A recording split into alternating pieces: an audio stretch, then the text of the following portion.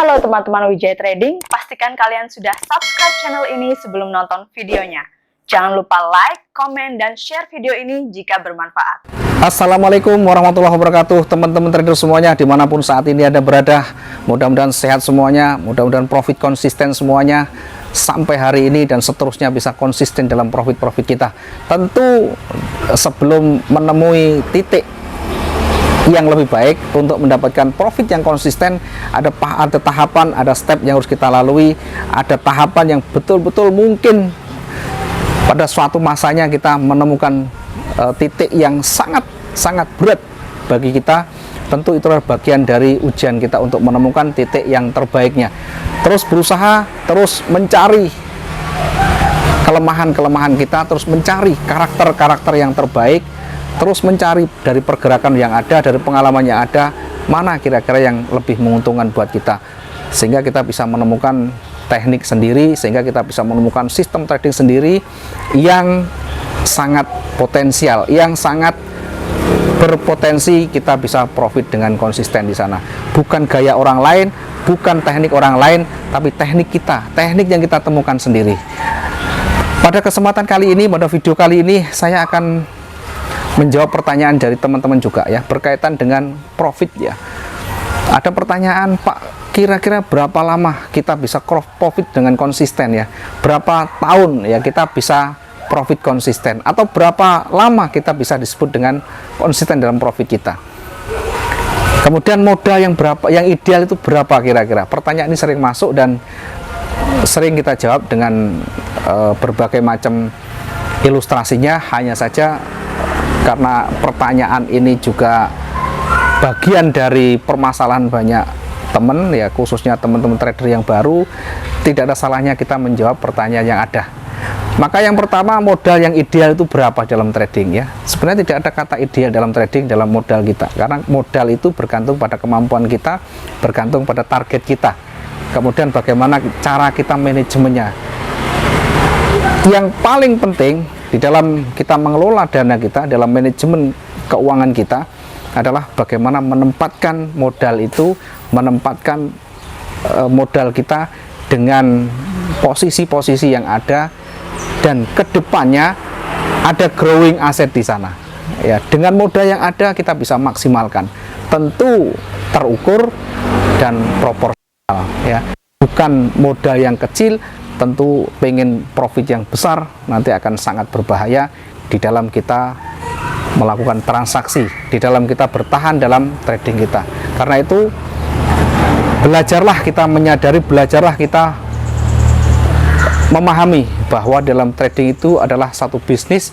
Dalam bisnis membutuhkan modal, kemudian keuntungan yang kita ambil, keuntungan yang kita dapatkan dari modal yang ada berbanding lurus dengan modal yang kita tanamkan di sana. Semakin besar modal yang kita siapkan, tentu semakin besar peluang untuk kita dapat profitnya. Kemudian targetnya berapa? Kita harus betul-betul bisa mengukur di sana. Ya, bisa mengukur dalam artian tidak hanya prosentase, tetapi kemampuan kita. Punyakah kita punya kemampuan untuk mendapatkan prosentase sekian, kemudian bisa bertahan terus-menerus hingga kita ada growing aset di sana. Maka kalau saya menyebutkan angka 1000, saya menyebut angka 2000, tidaklah realistis, karena ini bergantung pada kemampuan masing-masing. Maka belajarlah kita dengan kemampuan kita, maksimalkan yang ada. Intinya di dalam memanage keuangan kita selalu ada aset, terus ada growing aset secara terus-menerus. Itu yang paling penting ya, bukan berapa angkanya, tetapi bagaimana kita bisa bertahan dengan modal yang ada. Sekecil apapun modal yang kita gunakan, asalkan kita mampu menggunakan dengan baik, mampu menerapkan manajemen risiko dengan baik, money management dengan baik, maka akan ada aset yang selalu tumbuh di sana. Kemudian tadi ada pertanyaan, kira-kira berapa lama kita bisa konsisten? Sekali lagi, untuk bisa konsisten dalam trading tidak ada batasan, tidak ada waktu yang bisa kita ukur di sana. Setidaknya kitalah yang nanti mengukur sendiri. Seandainya saya mencoba dengan teknik A, kita bisa bertahan 1 bulan. Kemudian kita coba dengan teknik B, kita bisa bertahan dengan 1 bulan. Ternyata bulan berikutnya kita jatuh dengan menggunakan teknik yang sama. Karena itu perlu kita lakukan perbaikan, perlu kita lakukan koreksi sehingga bisa menemukan cara teknik yang betul-betul sesuai dengan karakter kita, sesuai dengan kemampuan kita, ya. Maka ketika kita menggunakan modal yang ada, bisa profit sehari misalkan 0,5% saja dan bisa bertahan, misalkan bertahan 1 bulan. Apakah ini bisa termasuk konsisten?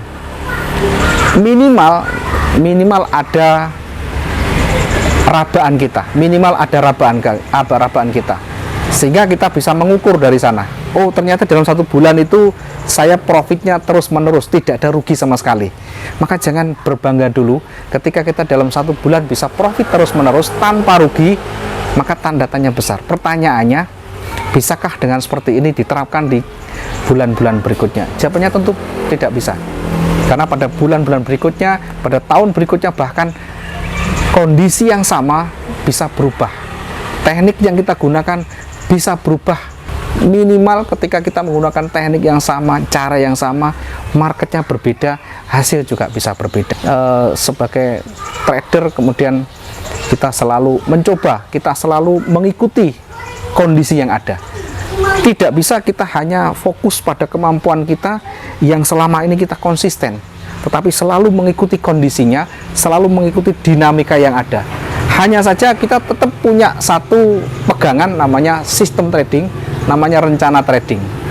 Apapun yang sudah terjadi, apapun kondisi pasarnya, ketika kita sudah siapkan rencana di sana, baik itu profitnya, baik itu marketnya sesuai dengan analisa, atau bahkan transaksi kita berbeda dari yang terjadi di market, semuanya sudah kita siapkan, semuanya sudah kita antisipasi, dan semuanya sudah kita buatkan satu antisipasinya.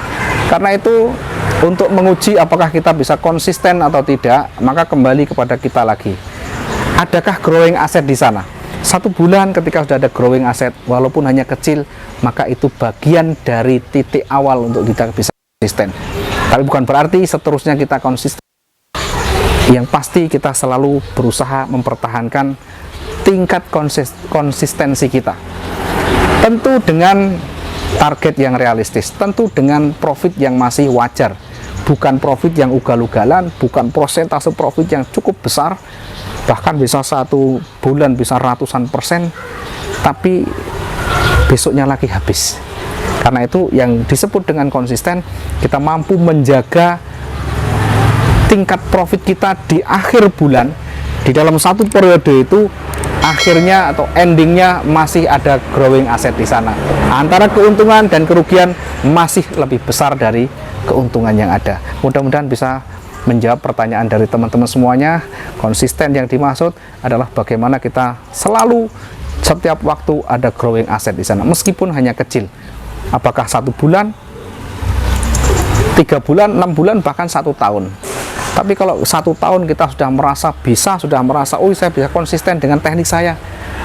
Kemudian kita lepas kendali, kita menggunakan lot yang di luar perhitungan, menggunakan manajemen yang di luar dari sistem trading kita menyalahi disiplin yang sudah kita buat sebelumnya, maka ini adalah titik awal untuk kehancuran kita. Terima kasih, mudah-mudahan bisa membantu menjawab pertanyaan teman-teman semuanya. Kurang lebihnya mohon maaf. Selamat sore dan salam profit 2 arah.